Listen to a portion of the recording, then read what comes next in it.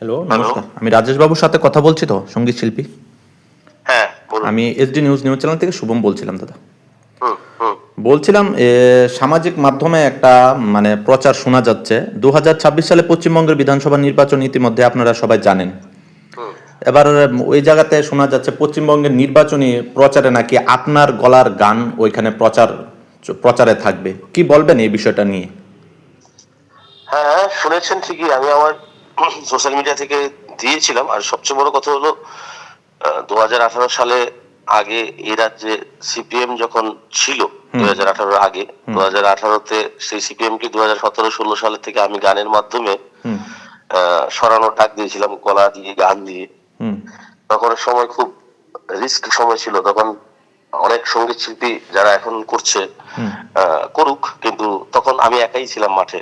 হুম হুম তো সেই সময়টা আপনারা জানেন হয়তোবা। হুম হুম কারণ হুম সেই সময়গুলো থেকে গান গেয়ে সিপিএম কে উৎখাত করার ডাক দিয়েছিলাম গানের মাধ্যমে।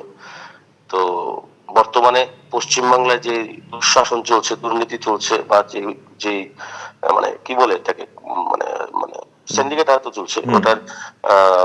আমি একজন সঙ্গীত শিল্পী হিসাবে নয়, শুধু সাধারণ একজন সাধারণ মানুষ হিসেবেও আমি এটার প্রতিবাদ করি। তো আমি গান বানিয়েছি, লিখেছে আমার এক দাদা তুষারদা, এবং হুম সবার মাধ্যমে গান লেখা হয়ে গেছে। এখন গান গেয়েও নিয়েছি, হুম যে কোনো সময় গান রিলিজ হতে পারে। কটা গান টোটালি প্রচারে চলবে?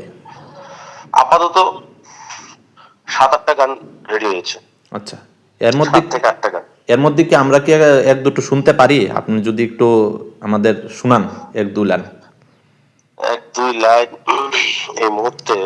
উম, উম, উম, পাল্টানো দরকার চাই বিজেপি সরকার, ঘরে ঘরে পদ্ম ফুল বাংলার দরকার। পাল্টানো দরকার চাই বিজেপি সরকার, ঘরে ঘরে পদ্ম ফুল বাংলার দরকার। আরে আরে আরে, কংগ্রেস তৃণমূল বিজেপিতে এসো এবার খুললাম খুললাম, এরকম টাইপের গান আসছে। আচ্ছা, তো এবার যেটা লাস্ট একটা কোশ্চেন যেটা চলছে, আমি যেটা বলবো, বিষয়টা হচ্ছে এখানে আমাদের ত্রিপুরা থেকে বেশ কিছু নেতা নেত্রী এখন পশ্চিমবঙ্গে প্রচার রয়েছেন, এটা আপনিও জানেন।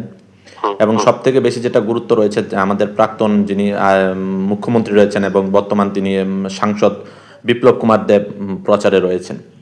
কি বলবেন, পশ্চিমবঙ্গে কি বিজেপি ক্ষমতায় আসবে? কি মনে করছেন?